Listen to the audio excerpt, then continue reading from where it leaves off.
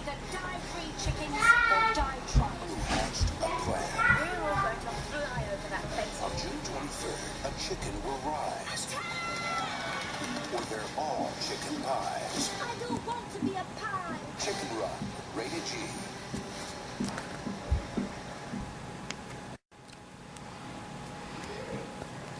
Ever wonder what chickens do when you're not looking?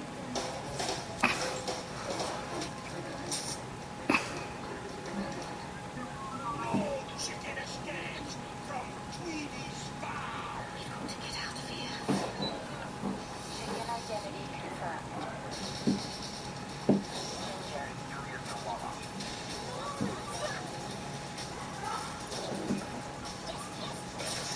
This is Tweedy. It's a pie machine. Chickens go in, pies come out. What kind of pies? Bad. I don't want to be a pie. Don't agree. Rocky the Rooster. Hi, how are you? Which bucket is it? Chickens don't do so. They're organized. Chickens. They're on a mission. That's chicken impossible.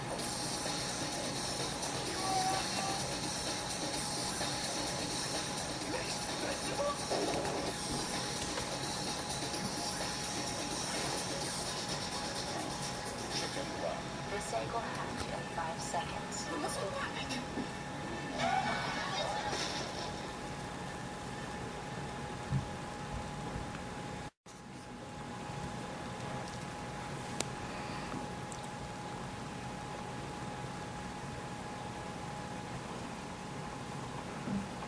Ever wonder what chickens do when you're not looking?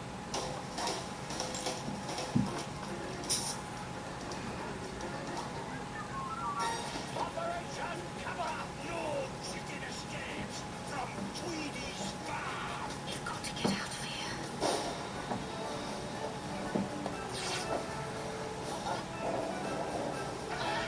I know our last escape attempt was a bit of a fiasco. These chickens are planning to get away. The piranhas will go over the wall. That might work. Now, they may have found their own hope. Thank you, ladies and gentlemen. You've been a wonderful audience. The name's Rocky. And what brings you to England? Why, all the beautiful English chicks, of course. Bushy Americans. Hi, how are you? Overpaid, oversexed, and over here. Which bucket? What is it? It's a pie machine. Chickens go in, pies come out. Ooh, what kind of pies?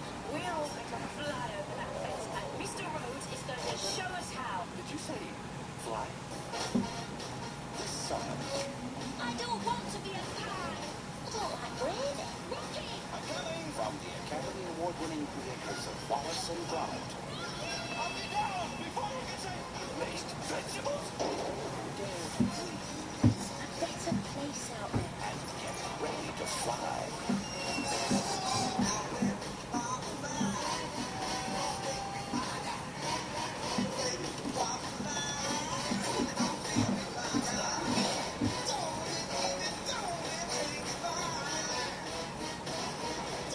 Quite like the event of emergency. Put your head between your knees and Kiss your back goodbye. Chicken Run.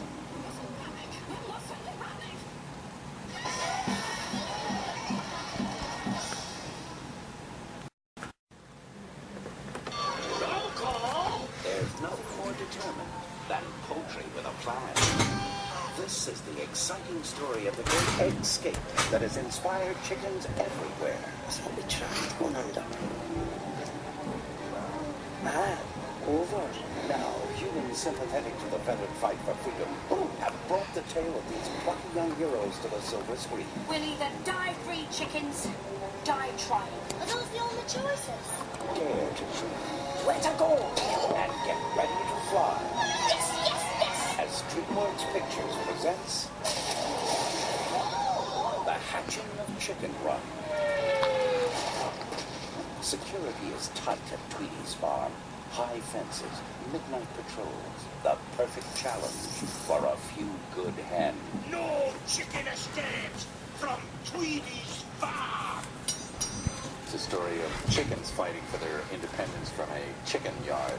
Almost like a Second World War sort of escape movie, like chickens caught in a stall out. And organized, I know it. That ginger one, I reckon she's their leader. Mr. Tweedy, it's chickens, you dogs. They don't plot, they don't scheme, and they are not organised. Now, I know our last escape attempt was a bit of a fiasco. Ginger sort of sits on the top of her hut every evening and looks out over the fields beyond and sees a free world with green grass and trees and birds, and she just wants to escape. You know what the problem is? The fences aren't just round the farm, they're up here, in your heads. Rocky the rooster, an escaped rooster from the circus who was fired out of a cannon. The chickens believe he can fly. Hi, how are you? Mr. Rose, is this you? Who wants to know? A group of rather desperate chickens. He goes along with their mistaken assumption because he's selfish and he's trying to get other things out of them. The only rooster in the house full of pretty. These are pretty sweet chicks, so he's glad to be. What the fuck is mine? The idea of the chicken run was hatched by directors Peter Lord and Nick Clark, who don't resemble chickens in the States. To understand how this quiet duo reached the top of animation's pecking order, we must go back to the beginning. Well, maybe not that. This is a scene from Adam, directed by Peter Lord. He and producer Vince Foxton began experimenting with animation as teenagers and sold their first film in the 1970s. It's an unlikely superhero named Aardman happened to name their company. Aardman later produced Morph, a popular BBC children's program which in part inspired a young Nick Clark to pursue animation on his own. These early efforts led him to film school where he met the Aardman team.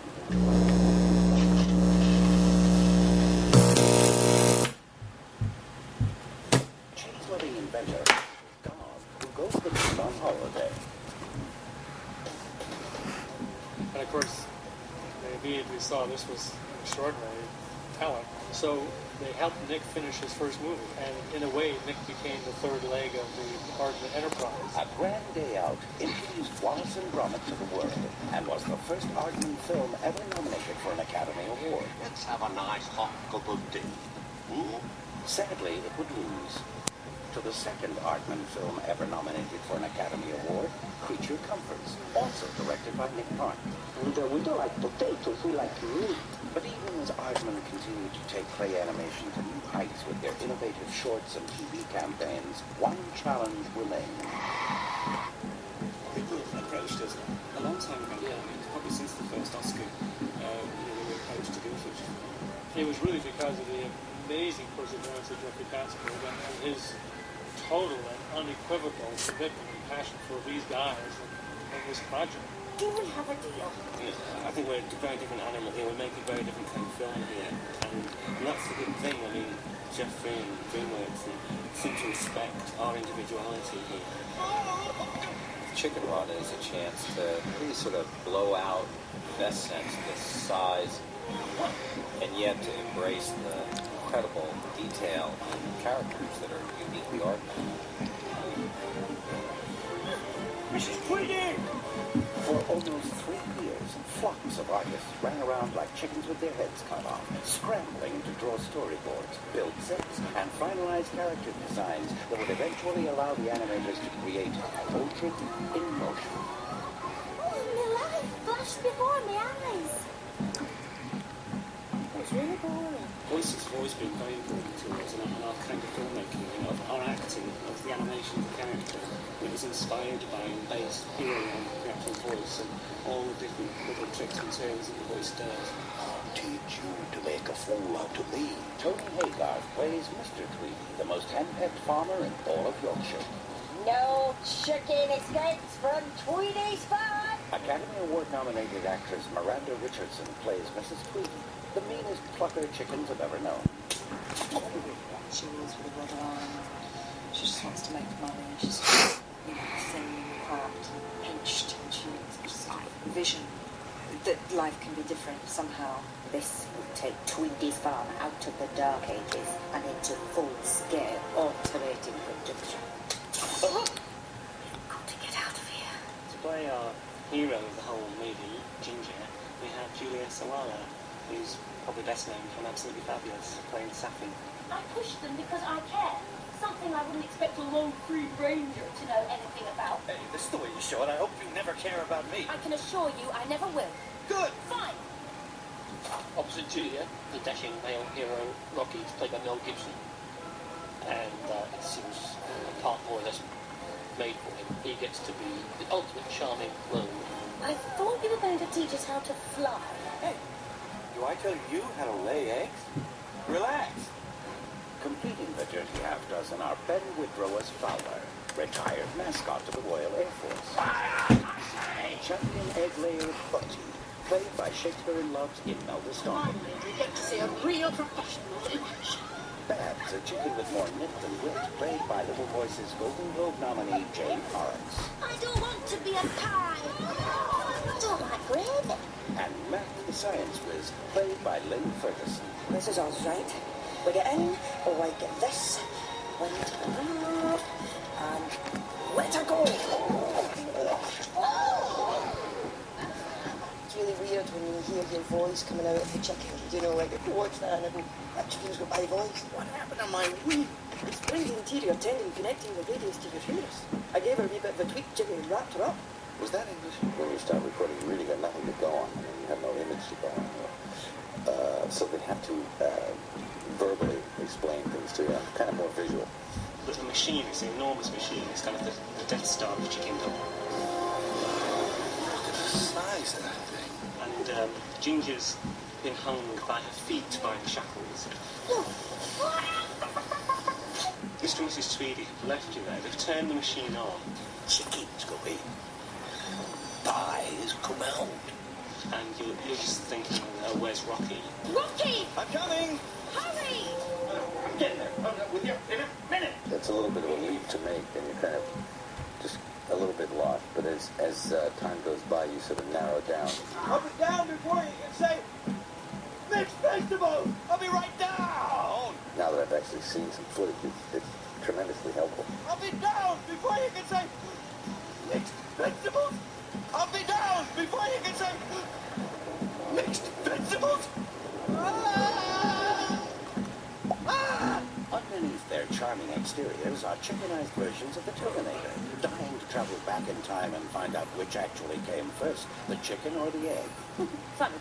Over here, the rule is always tell the truth. Armature basically consists of two parts. One part is the steel skeleton, which is like legs, like this metal section here. And the other part is the coring around it. And the function of the steel skeleton is to actually allow all of the parts to move and to be held in position when they're being moved. That goes all right.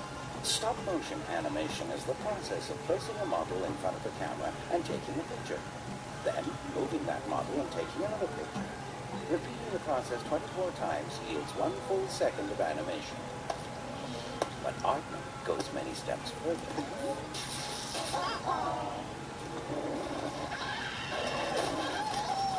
State-of-the-art cinematography and production design allow the filmmakers to shoot animation as if it were live action, bringing the viewer fully into the miniaturized realm.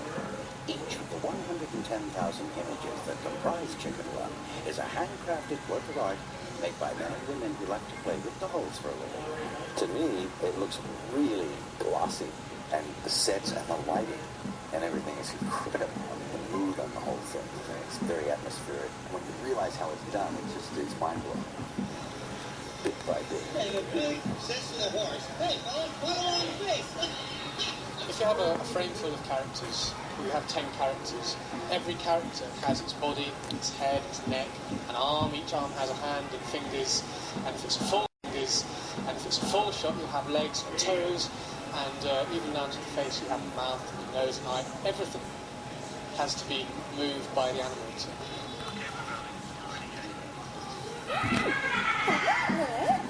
Each line of dialogue is broken down into individual syllables, and plasticine mouths are created for each character to represent the eclectic sounds of their performance. That might work. One of the advantages of plasticine is that it's all still moving. We're constantly making sure that the way we act out is then translated down into the plasticine. Kinetic first. The rock's on the case. We quite often rehearse on video with ourselves, and it's so much easier and more straightforward to get in front of a video camera and practice it and see how it works. Oh, that's it. We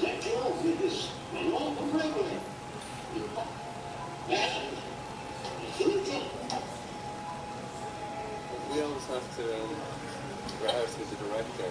You know, we will actually act out the scene in front of us, so I usually stick these on.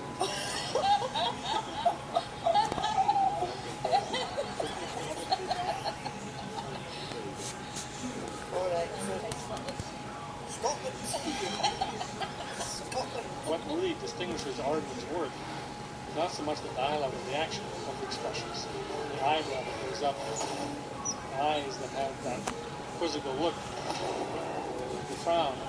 And if someone who does it has to be a real artist to pull it off. We have probably 5 or 6 months of rehearsals beforehand to try and get the characters working, get people used to them, because you can convince the audience that this lump of plasticine they're watching is actually feeling these emotions. Don't face the facts, dokes. The chances of us getting out of here are a million to 1. Then there's still a chance. Oh, that was brilliant. Look up her eyes. Excellent. She's just trying to start with the last prize she has here. I love the scene with Rocky and Ginger on the rooftop.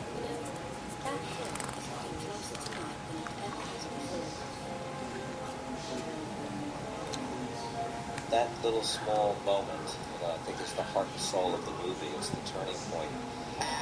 After years of hard work, the finished film finally began to take flight. In the quite likely event of emergency, put your head between your knees and kiss your bum goodbye.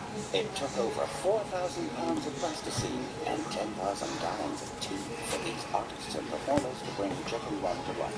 On average, each artist managed to complete 2.5 seconds of animation each day. There are over 110,000 separate shots in this movie.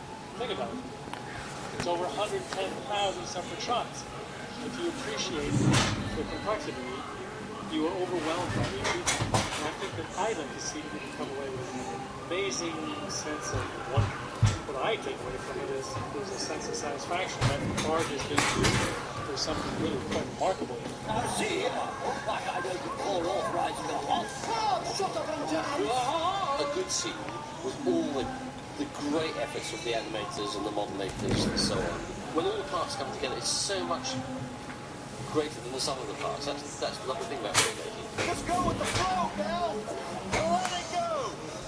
I find as a filmmaker, you get there, you just know doing this to be good. Everyone who's working on it is very much given its feeling. They seem to understand, that they can make that stuff live, which I find a real gift.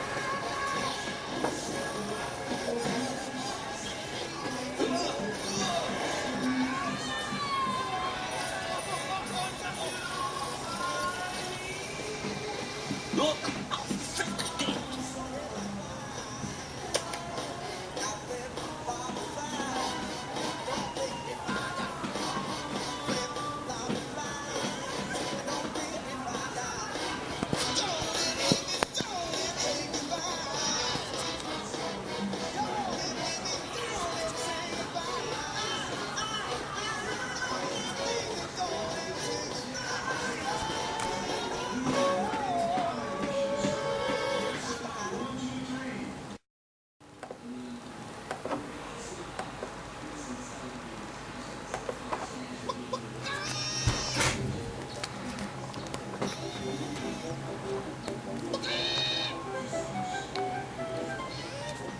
Up like a prisoner inside Tweety's farm, a chicken named Ginger dreams of the impossible. Wide open spaces, grass beneath her feet, and a chance to do more than meet the daily egg quota. Join Ginger and her fellow hens in their quest for freedom. Order! Order!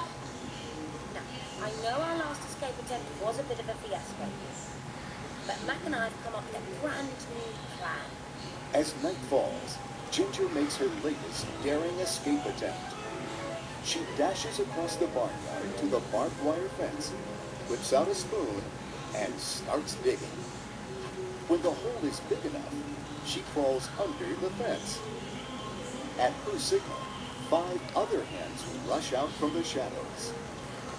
Bunty, the biggest bird of them all, climbs into the hole.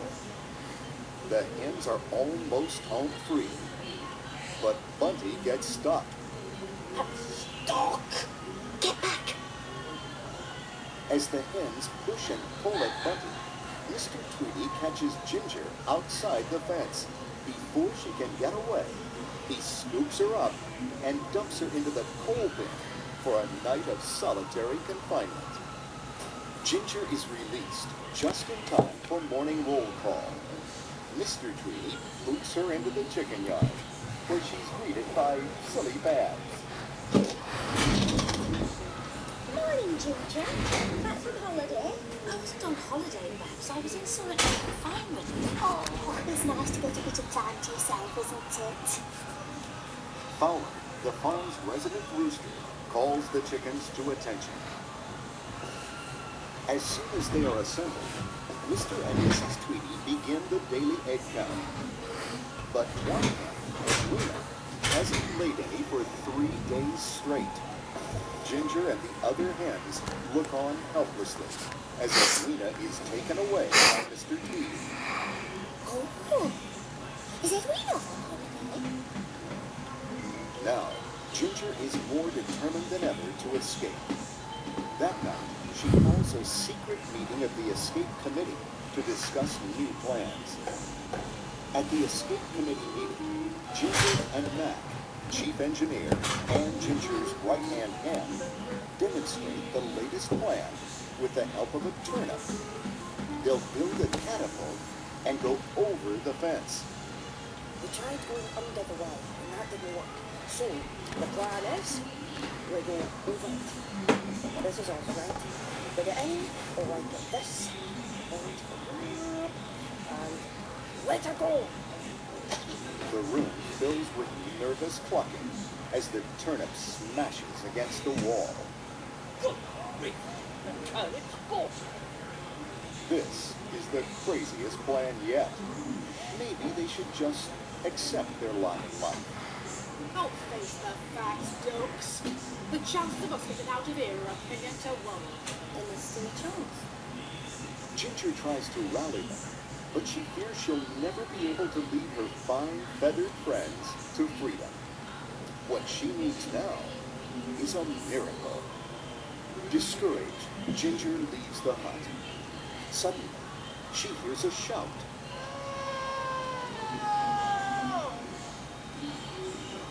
She looks up to see a rooster flying through the air. He crash lands in the barnyard.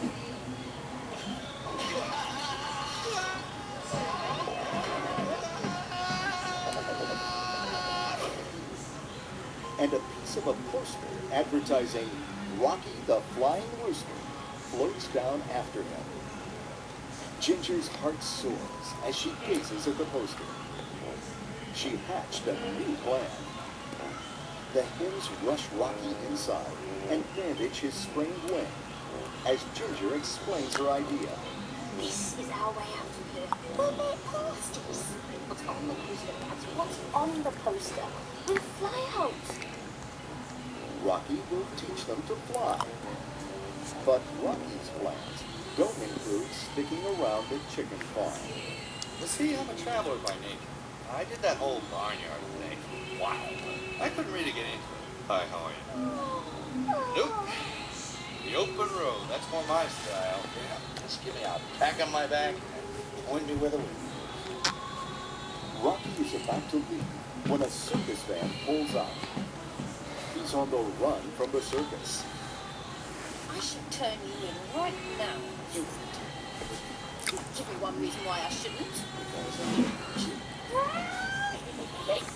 Crazy chick, are you? What happens if he finds me? It's a cruel world. I just decided. I don't.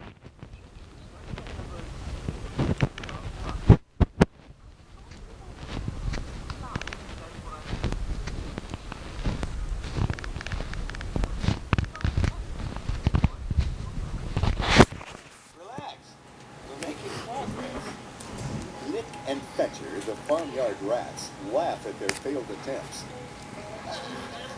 Get to the center. Lock together. Meanwhile, strange things are happening on the farm. A truck delivers a huge crate. What's all this then? This is our future, Mr. Twiddle. No more wasting time in that collection of sleep coffins. No more eggs. We've always been egg farmers. My father and his father and all their fathers. There was always Poor, wet, nothing. Mrs. Tweety starts measuring the chickens instead of counting eggs. Then the food rations are doubled, sending the hens into an eating frenzy. Finally, Ginger gets the picture. Mrs. Tweety is fattening them up. Rocky comes up with a plan of his own. He decides that the chickens need a little fun to cheer them up. By promising Nick and Fetcher the next egg he lays, Rocky cons the two sneaky rats into stealing a radio. But Nick and Fetcher will be waiting a long time for their payback. Roosters don't lay eggs. Soon, the hens are tapping their toes and moving to the music. What's that? That's called a feet, sister. Feel it pulsing through your body? Oh, yes. Awesome. Thanks for that. Hey, well then go with it, baby. Oh! Look, I'm going with it.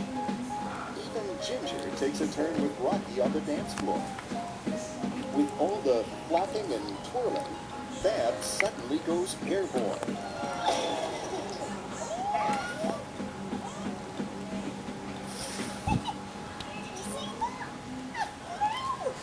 Her flight only lasts a moment, but it renews the chicken's hope. During all the commotion, Ginger notices that Rocky's wing is better. Now, Rocky can demonstrate his flying technique. Fantastic. Fly for us tomorrow.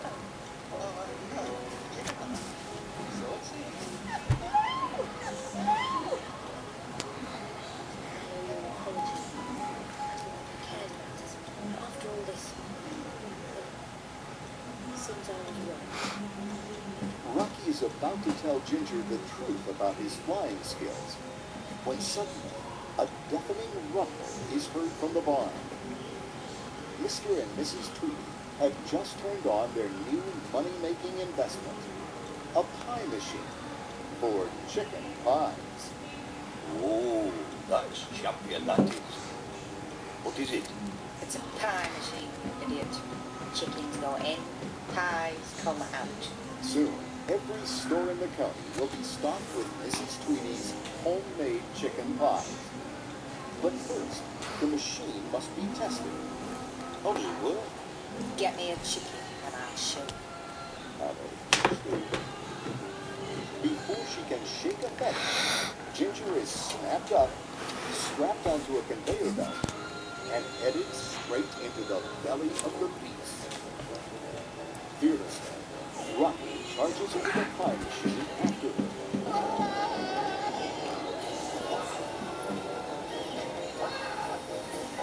Dodging cooked vegetables and rotating saw blades, he finds Ginger, and they make their escape, but not before sabotaging the machine.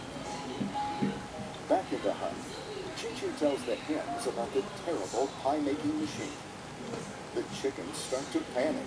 Chicken pies? Yes, but I don't want to be a pie. Don't I brave it? Ladies, please, let's not lose our heads. Lose our head? But Ginger calms them down with the news that Rocky will show them how to fly tomorrow. Soon, they'll be free. Later, Ginger thanks Rocky for saving her life.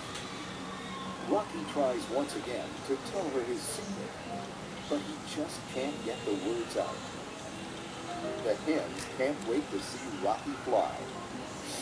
Well, today's the day, girls. We're going to fly like a pilot. Finally, we get to see a real professional in action. Better start warming up. I'll go and get it. But when Ginger goes to find Rocky the next morning, his bunk is empty. All that's left is the bottom half of Rocky's poster. It shows him being fired out of a circus cannon. Ginger realizes the truth. Rocky couldn't fly after all. Her hopes dashed. She breaks the bad news to the hens. Let's face it, the only way out of here is back to the nation.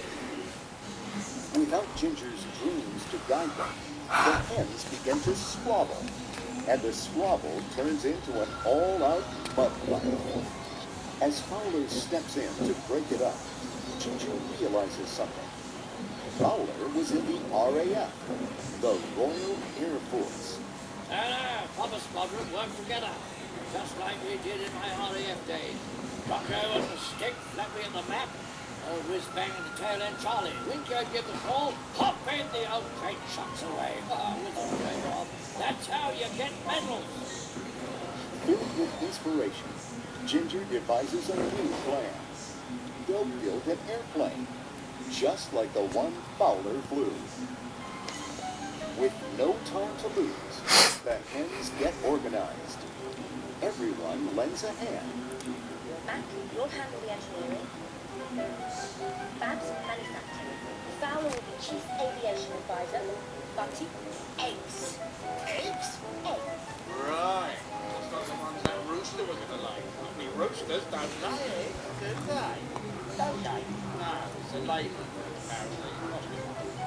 In exchange for eggs from Bunty, Nick and Fetcher help the chickens steal tools right out from under Mr. Tweedy's nose. Seeing the hens so energized fills Ginger with pride.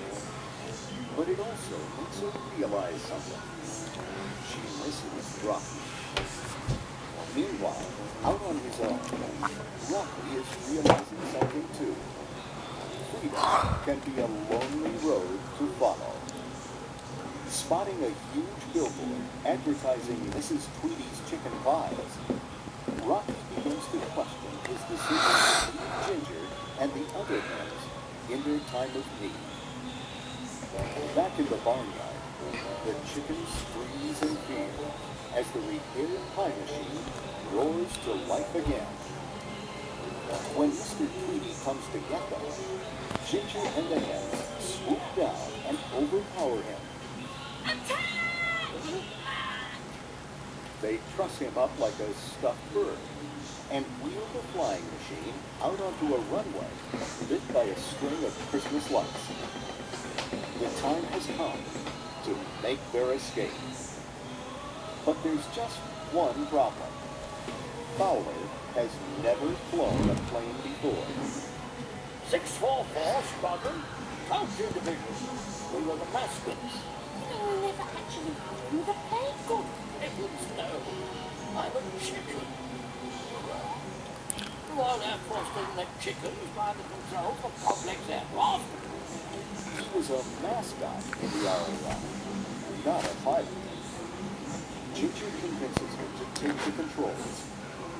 As the plane approaches the takeoff ramp, Mr. Tweedy jumps up and kicks it over. Then Mrs. Tweedy appears and looms over Ginger with an axe. But before she can swing, a loud noise distracts her. It's Rocky, riding a tricycle. He speeds home, signals over the fence, and knocks Mrs. Tweedy to the ground. Rocky and Ginger quickly put the ramp in place, and the plane takes off, trailing the Christmas lights behind it.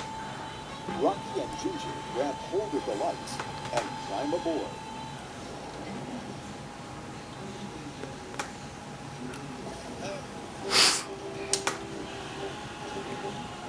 Happy to have him back, she leans over and gives him a kiss.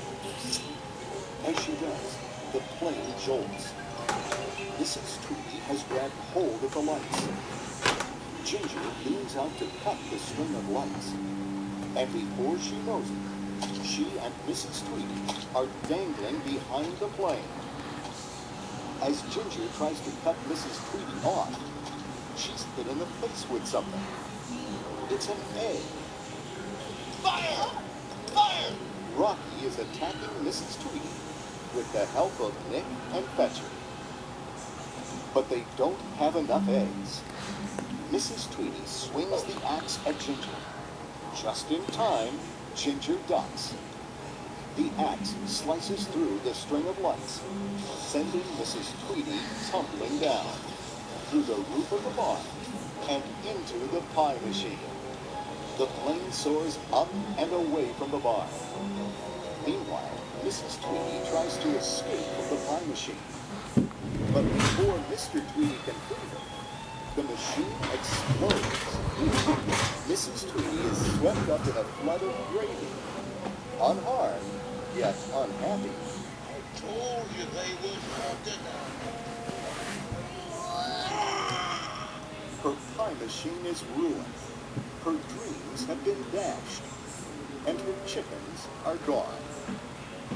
And yes, Rocky, Ginger, and the others finally make it to freedom, proving once and for all that a little luck and a lot of pluck go a long way.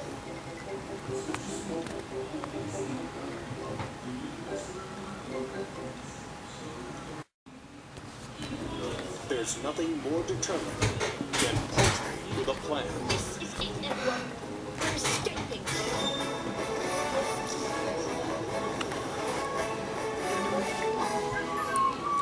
Operation Cover Up! Over 2 incredible years in the hatching, a cast of thousands of pounds of clay. Dreamworks Pictures invites you to join Mel Gibson and the rest of the cast for an exclusive behind-the-scenes look at the making of the runaway comedy, Chicken Run.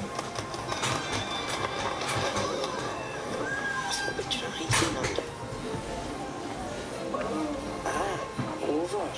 Think, everyone, think. There's a better place out there. We're all going to fly over that fence, and Mr. Rhodes is going to show us how. Right? What you say? Fly. He follows the whole formula. You know, Rooster meets hen, falls in love, Rooster loses hen. Watch the Academy Award-winning team of artists and filmmakers transform thousands of pounds of clay into adventure as we present Poultry in Motion, the making of Chicken Run. It's the story of chickens fighting for their independence in a chicken yard. Almost like a Second World War sort of escape movie, like chickens caught in the Stalag.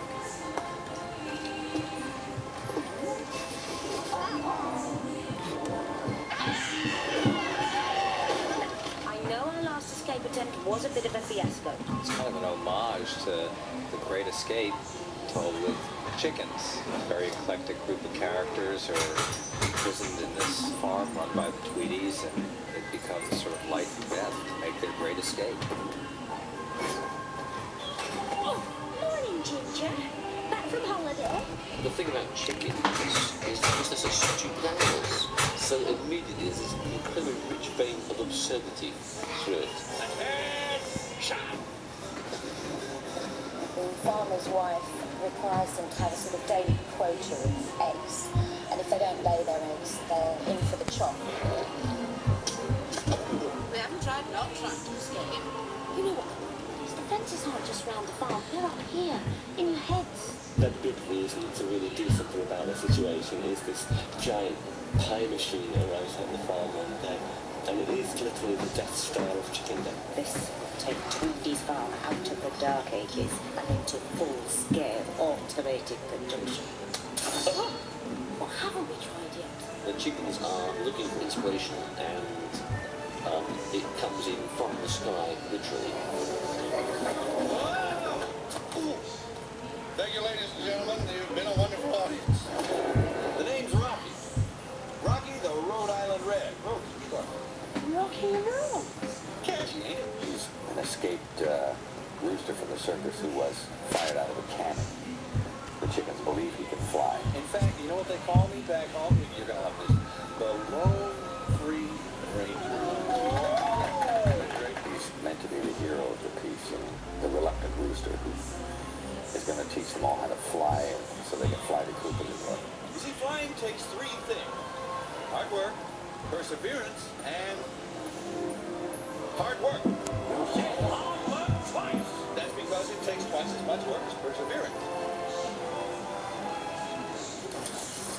Quite honestly, the material and just the whole concept made me amuse me, and I thought it was pretty funny. They're organized, I know it. That ginger one, I reckon she's their leader. Mr. Tweedy, they're chickens, you dolt. They don't plot, they don't scheme, and they are not organised. The whole process of making a animated film is about building characters as far as we're concerned. You start with an idea, and then you end up with a storyboard. Slowly the character builds, but the character doesn't start to live until you start to hear the voice. Chicken Run enlisted the eclectic voice talents of performers from both sides of the Atlantic, including Mel Gibson as the only American rooster on a farm of British hens. I thought you were going to teach us how to fly. Hey, do I tell you how to lay eggs? Relax. Our dashing male lead, Rocky, is Mel Gibson. We were very excited by the idea of working with, in our terms, a huge Hollywood star. Hi, how are you? Well, they called. For what reason, I don't know. I never thought that I ever resembled any kind of chicken. I guess they thought that they wanted that sound for their rooster.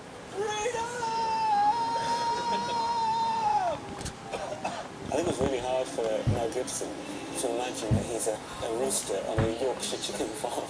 You know, the thing that we kept referring to was Mel's performance in Maverick, because there in Maverick he plays the classic lovable rogue, which is to say he's unreliable, you know, shifty, he's honest, but he's fundamentally good and he's utterly charming, and that's what we wanted Rocky to be, all those things. Which book is mine?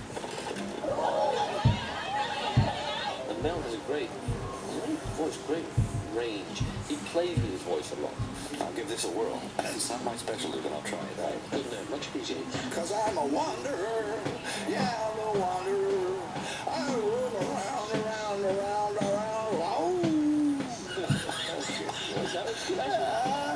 This is going to be played back to me at some date in the future, I know. No, it's not. No, go on. Oh, I'm the type of guy that likes to roam around. the actress that plays Ginger is Julie Sohara, who is sappy and absolutely fabulous. She has a very feisty quality which matches Ginger really well. It's not so hard to get one chicken out of it, or even two, but this is about all of us. You want to get every chicken in this place out of here at the same time? Where there's a will, there's a way. She's just a great believer in what you can do, and she's an achiever. She's got guts, you know, and I love playing characters like that. We come on now, T.I. Fowler. Reporting the Jack Fowler here is played by Benjamin Whitrow, and Ben Whitrow is a classical English actor. Get off with the old traitor, tally-ho, tucked away. Keep over, you old fool, they just want to count us. Bunty's played by Imelda Staunton, who was the maid in Shakespeare in Love. I'll face the facts, dokes. The chances of us getting out of here are a million to one. She is the mountain of indifference that stands in the way of Ginger and the chickens and freedom, really. I've never heard such a fantastic load of tripe. So Mac here is played by Lynn Ferguson. Lynn has a magnificent, genuine Scottish accent, which I must say can be pretty hard to understand, and we make fun of that in the film. What happened to my wee?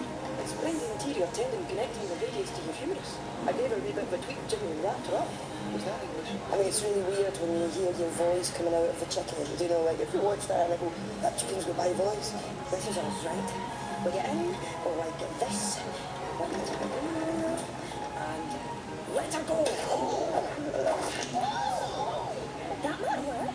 Babs is played by Jane Horrocks, who is mainly known from Little Voice, and she's a great talent. She's got such a versatile, flexible voice, and she plays Babs, who is the non-brains of the outfit. I don't want to be a pie. I don't like gravy. No chicken escapes from Tweedy's farm. This is Mrs. Tweedy, played by Miranda Richardson. You know, people quake when they hear her voice. The chickens played Mr. Tweedy quakes. She lives with a red eye.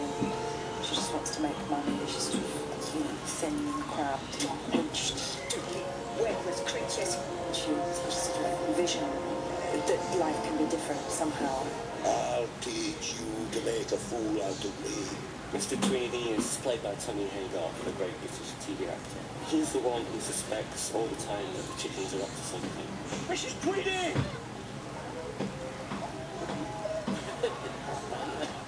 So then we have the rats, Nick and Fetcher, and they are the scroungers, the guys that you get in every prison movie, the guys that can get you anything at the price. Simply pop it on like so, and have the French head and say, what not? That is French. That's two hats in one, miss. For bargains? For weddings? Timothy Spall is Nick, and Phil Daniels is Fetcher. Now these guys just spark naturally. In the quite likely event of an emergency, put your head between your knees and Kiss your bum goodbye. They worked us very hard with the voices, harder than I've ever worked on any other animation. Increase velocity! What does that mean? You can get Chipper's out! And I think that really paid off because they just the character superbly, and it's incredibly witty. The timing is brilliant. Oh, real life flashed before my eyes. It was really boring. The things that I found most fun and most bizarre is when they say, well, we need a section of grunts, groans, whoops, startled sounds, and if you'd just like to go ahead and do that, we'll just keep running a sound on it. So you stand there for, I guess, until they say cut, and you go,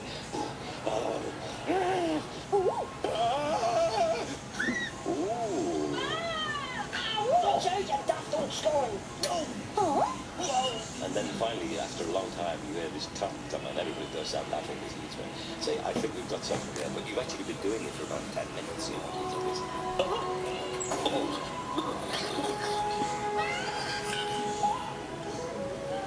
The actors had given us everything we needed as a springboard for the animator to really make the chickens fly in a real personality sense. Rocky, hurry! oh, shoot! Rocky! I'll be down before you can say mixed vegetables.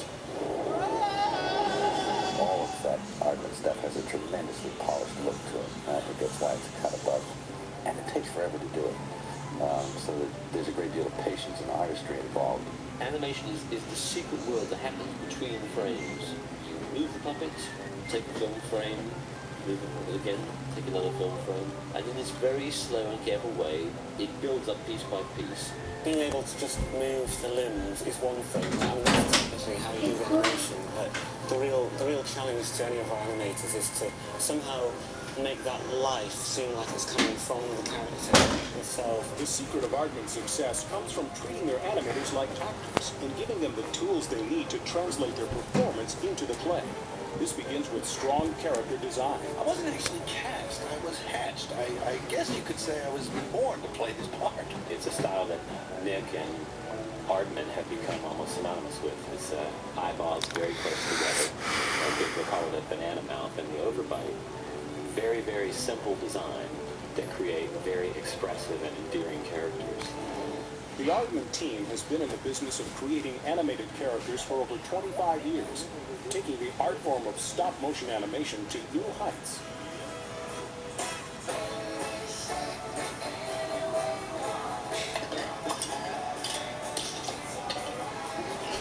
There's no one else doing what they do.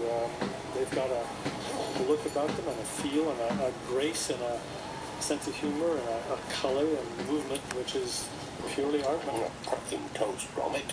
And the Wallace and Gromit series, you know, with the dog and the guy, and I mean, they're hilarious and they're very well done. I mean, it's astounding what they can do with this claymation stuff. Chicken Run is 3 times longer and easily 10 times more complex than anything the Academy Award-winning Aardman team has ever attempted, including the most intricate stop-motion puppets ever built. These articulated metal skeletons allow the animator to move each character in small, controllable increments, or to hold a position indefinitely. Although we've had to go into other materials like foam, latex and silicone, we've made sure that their limbs and their faces are kept plasticine, because those are the most expressive parts of the character. No chickens were harmed in the making of the film. Let her go! But 7,000 pounds of plasticine clay took a terrible beating. Replacement parts were pressed into service regularly, using 57 unique colors mixed for the production in a converted bubblegum machine. We have to keep recipes of everything. We keep recipes of all the silicon colours, all the plastic colours, and we keep samples. And this is the sample board. We have all the names are down here, their beak colours, their wing colours, even down to their eyelid colour, which again is not allowed to change throughout. Because the animators worked on many different sets at the same time, multiple copies of each character were needed, including smaller versions for scenes involving the Tweedies. Ultimately, over 500 chickens rolled off the Aardman assembly line. There are days when if you see another chicken, you quite happily scream.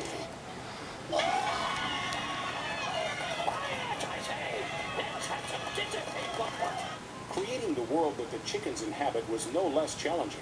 From hand-painted skies to sets, props, and wardrobe, everything was created with an incredible level of detail.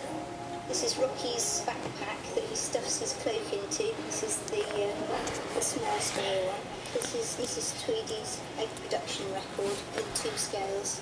They use these spoons to dig their way out, but they're lightweight so that they can be rigged to the puppet. I have to make repeats of everything so that they all look the same. The chicken's nighttime things ready for when I'm getting ready for bed.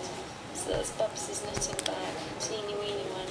She helps actually with the escape plans because she makes a tea cozy, which comes in very handy at one point.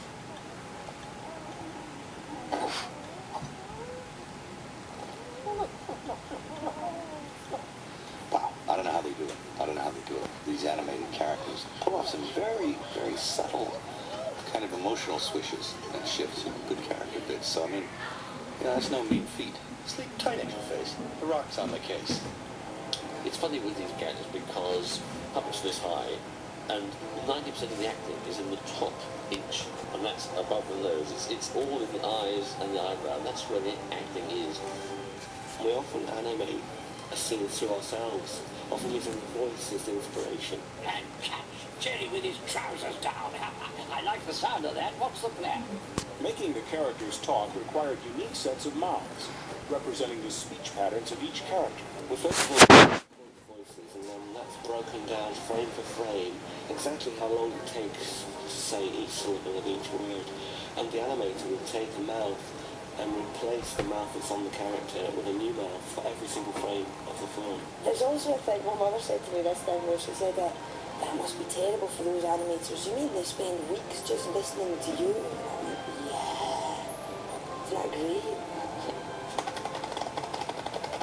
Sound effects are critical to enhancing even the best animated performance, endowing the puppet's movements with a real-world presence. One of the chickens is called Babs, and she forever knits in all the scenes. She's a manic knitter like this. I spend a long time all the scenes doing my knitting like this.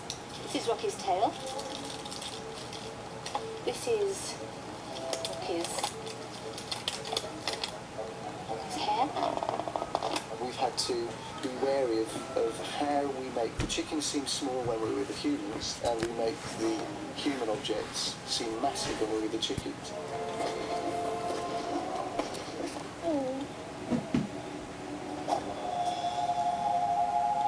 For composers John Powell and Harry Gregson Williams, the challenge of Chicken Run was to create music that balanced the emotions of the characters with the comedy.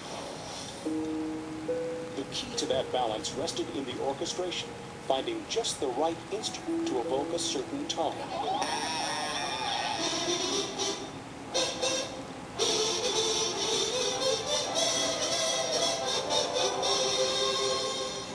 The choir will be playing kazoo, which I think might be a first. I'm not sure. Let's rock and roll! After years of hard work, music and effects helped bring the film into fighting shape. It's amazing stuff to watch, the intricacy of what actually occurs with this claymation stuff, and then what can you achieve with that. It kills! And when you realize how it's done, it's mind-blowing, you know, bit by bit. With all the great efforts of the animators and the model makers, the finished voices and the effects and the music, the finished result is a huge transcendent leap beyond all the parts that have gone towards it. Oh! Ah! Poultry poultry in Bafush. There must have been this incredible joy to know that when it's all up and running, these little characters that you've dreamt up are being your dream, your vision, really. And I don't know what it is about chickens dancing, and I don't know why it makes me so happy, but it's just chickens dancing. I can't beat it. Just go with the flow, pal! And I'm always astounded by the simplicity and clarity. I don't think that I would ever have the patience for that kind of thing, but it takes a certain kind of, genius. People often say to us that you need a lot of patience to be an animator.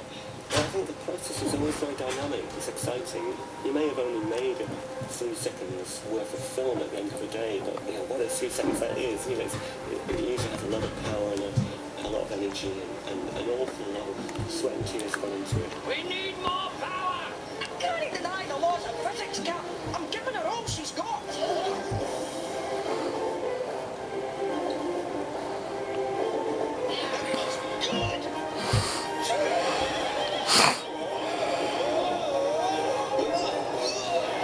We have to work as a team, which means you do everything I tell you.